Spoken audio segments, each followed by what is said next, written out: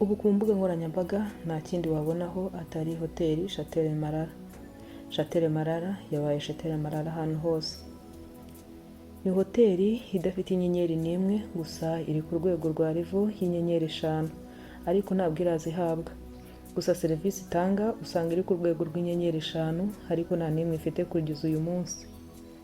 Ni hoteli iherereye ku Kibuye, abantu benshi bayizi bitewe n'indirimbo Food twayakoreweyo yahuriwemo na Bruce Melody, Element na Roskana.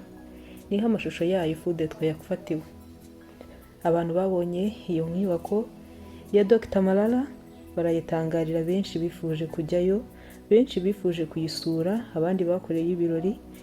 Nyuma y'indirimbo Food twa nibwo hatangiye gucacara amafoto y'inyubako n'ubwiza budasanzwe bwa Chateau Marara. Dore ko iyo ndirimbo Food twa yagiye hanze mu kwezi kwa gatanu ku itariki 29/2023 mu gihe cy'umunsi umwe gusa. Iyo ndirimbo yari imaze kurebwa n'abarenga miliyoni. Iyo urebye mu gihe cy'imyaka 2 ishize, iyo ndirimbo Food twa imaze kurebwa n'abarenga miliyoni 25. Byose byatewe n'ubwiza bw'iyo nyubako ndetse n'imbaraga abahanzi bakoresheje, byatumye rero Chateau Marara iba ikindi kintu mu Rwanda. Chateau Marara urebye uko yubatse ni inyubako itamenyerewe mu Rwanda, ni inyubako izwi mu Bufaransa ndetse no mu bihugu by'Uburayi. Ni inyubako yahagurukije benshi, ni inyubako imaze kuvugisha abantu benshi hirya no hino. Ni inyubako utashidikanya kirango cy'ubwiza ndetse n'ubukerarugendo ushingiye ku kuntu iyi nyubako yubatse. Nizera ko icyatumye Chateau Marara iba ikimenya bose kuri uyu munsi n'amafoto yayo akaba acaracara hirya no hino ku mbuga nkoranyambaga ari isahani iriho ipapayi n'imineke 2 iriho akantu k'agasimba, bikaba ibidasanzwe bitewe n'iyo foto ahantu yafatiwe bivugwa ko ariyo muri iyo hoteli Chateau Marara. Benshi bagatangira gukemanga ubuziranenge bw'ibihakorerwa.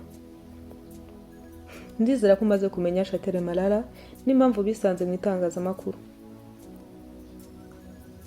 Chateau Marara yongeye kuvugwa cyane mu bukwe bwa Haji Shaddad Musemakweli, ni umuhungu wa Haji. Akaba kandi mu busanzwe hari umuyobozi wa Gorilla Motors, akaba n'umuyobozi nshingwabikorwa muri Gorilla FC. Naho Haji papa wa Musemakweli niwe nyiri Gorilla FC, akaba na perezida wa Rwanda Premier League, nawe ufite hoteli imeze neza cyane Delta, nayo iherereye Karongi. Ushobora kwibaza ngo ubundi kubera iki batagiye muri hoteli yabo kandi nayo ari hoteli imeze neza.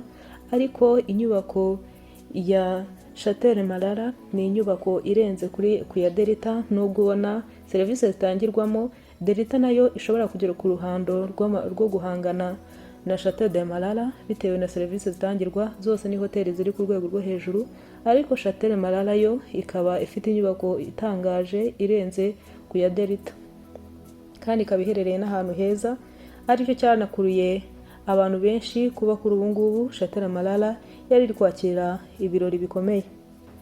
Ubukwe rero bwa Haji Shaddad Musemakweli n'umugore we Bonete bwavugishije benshi kuko ari ubukwe bwari busubiwemo, dore ko bwa mbere bwabaye muri Covid kubwo kutagenda neza nk'uko babyifuzaga bitewe n'uko batari bemerewe kwakira abantu benshi bitewe n'icyorezo cyari kiri mu gihugu.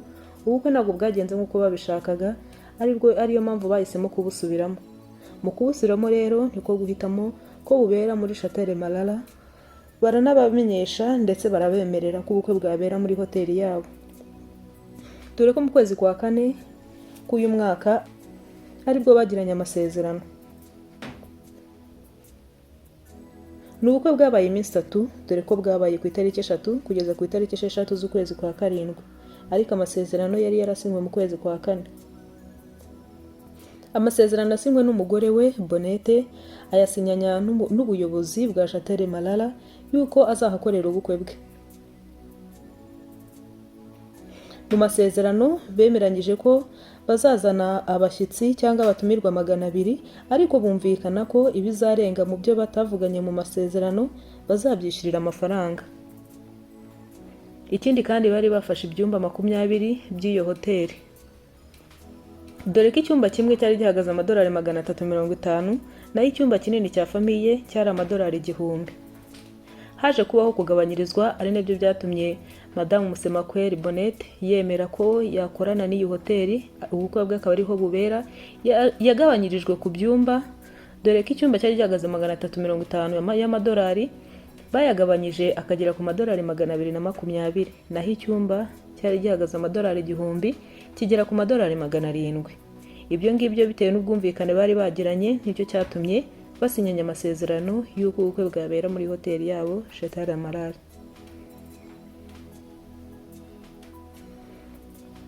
Nyamara mu bantu 200 bari bari mu masezerano hiyongeraho abantu 88.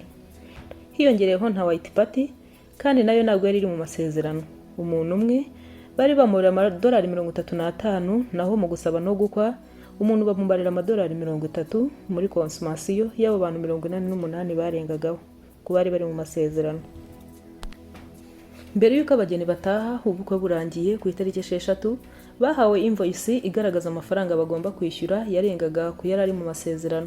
Bagaragaje ko nta kibazo bafitanye n'iyo hoteli, serivisi zaho nta kintu bigeze bahita bayigaragaza ku kanya yuko zishobora kuba zaragenze nabi, ariko nanone bemeza ko bumvikana ko bazishyura bageze mu rugo, ntago bahise babishyura ku kanya.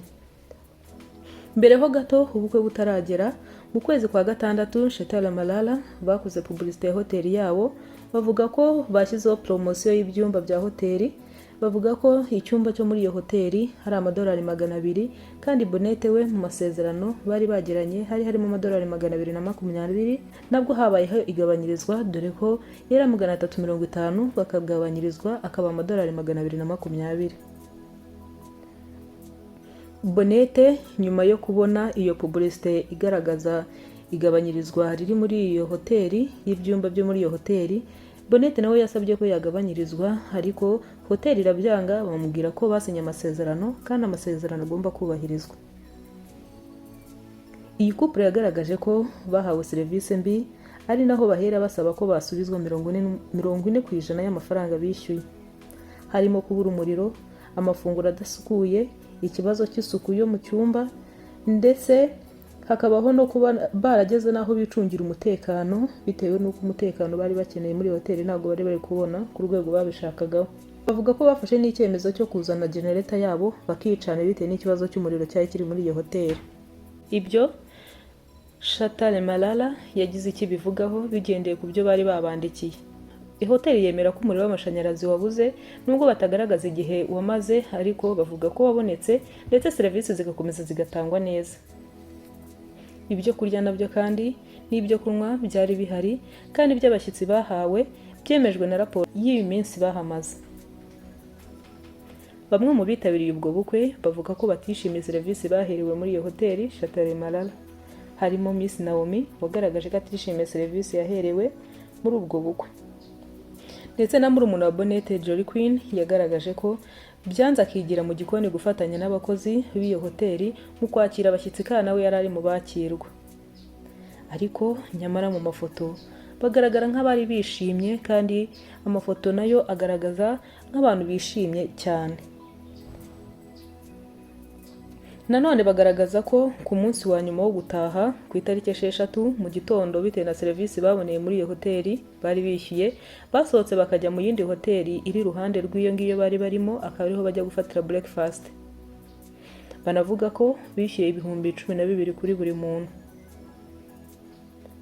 Nanone kandi iyi couple igaragaza ko nyuma y'uko bamaze kubona icyo kibazo, bavuganye na nyiri hoteli Dr Marala, yababwiye ko bitewe n'ikibazo bagiriye muri hoteli ye, amafaranga asigaye hari yagera kuri 5,000,000 batuzayishyura. Gusa ibyo ngibyo ntabwo byari biri mu masezerano yanditse, ahubwo babivuganye ku magambo gusa, nta masezerano bari bafitanye yanditse ko ayo mafaranga batagomba kuyishyura. Umunyamategeko wa Chateau Marala Faustin Mulangwa na Chateau Marala basesenguye yuko Bonete n'inshuti ze bashaka gusiga icyasha iyo hoteli, maze bandikira umunyamabanga mukuru wa RIB. Batanze kirego muri RIB. Nibyo tugiye kurebera hamwe ibiri mu kirego iyi hoteli Chateau Marala yatanze irega Madamu Musemakweli. Kurega Madamu Musemakweli Bonete kubera gusebanya ibitera igihombo cy'igihe kirekire muri business kandi habigambiriye. Ikindi bamurega gukoresha uburiganya kugira ngo agere ku nyungu zo kutishyura fagitire igera kuri miliyoni 5. Bwana Munyamabanga Mukuru wa RIB Chatel Malala yagiranye amasezerano na Madamu Musemakweli Bonette tariki 3 kugeza ku itariki 6 z'ukwezi kwa karindwi, kandi bakiriye abashyitsi kandi bubahirije ibyari biri mu masezerano. Ku itariki 6 Nyakanga nibwo basohotse batishyuye ibyo bariye n'ibyo banyweye bingana na miliyoni 5 n'ibihumbi 281 n'amafaranga 950.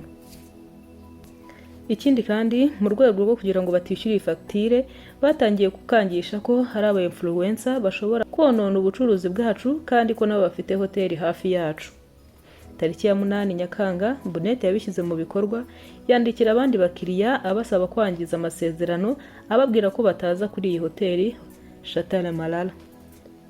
Yavugaga ko hasaba ko yasubizwa 4% y'amafaranga bishyuye hoteli. Naho tariki ya 5 z'ukwezi kwa gatandatu Bonette yafashe audio yohereza hoteli atongana avuga ko batangaje promosiyo inyuranye n'ibyo bamwemereye. Bagaragaza ko icyo agamije ni ugusebanya no kwangiza kugira ngo hatishyura binyuze mu buriganya. Nibingibi bikubiye mu kirego cya Chatel Malala hoteli yatanze irega Madamu Musemakweli Bonette. Kugeza ubu RDB yabigiyemo iri gukurikirana ngo irebe ubuziranenge bw'ibyakirizwa abakiriya basanga iriya hoteli Chatel Malala, ndetse na RIB yabyinjiyemo kuko urumva ko ari ikirego kitoroshye. Kugeza ubu benshi bari kwibaza kuki aya mafoto yasohotse abantu bishimye bameze neza kandi ibyo bibazo byari byabayeho. Ibyo nibyo abantu benshi bari kwibaza, abandi bati kuki batamanje kwishyura amafaranga ngo babone kurekera amaserivisi mbi bahawe muri iyo hoteli. Byinshi nawe nibyo uri kwibaza, reka turaza gukomeza kubikurikirana ndetse kandi tuze no kumenya ubwo byageze muri RIB, tuze kumenya uko bizakurikirana, niba bizagera mu bushinjacyaha n'urubanza tukamenya igihe ruzabera. Twakoze kubana nanjye wowe twabanye, reka komeze kugira amahoro n'imigisha. Murakoze cyane.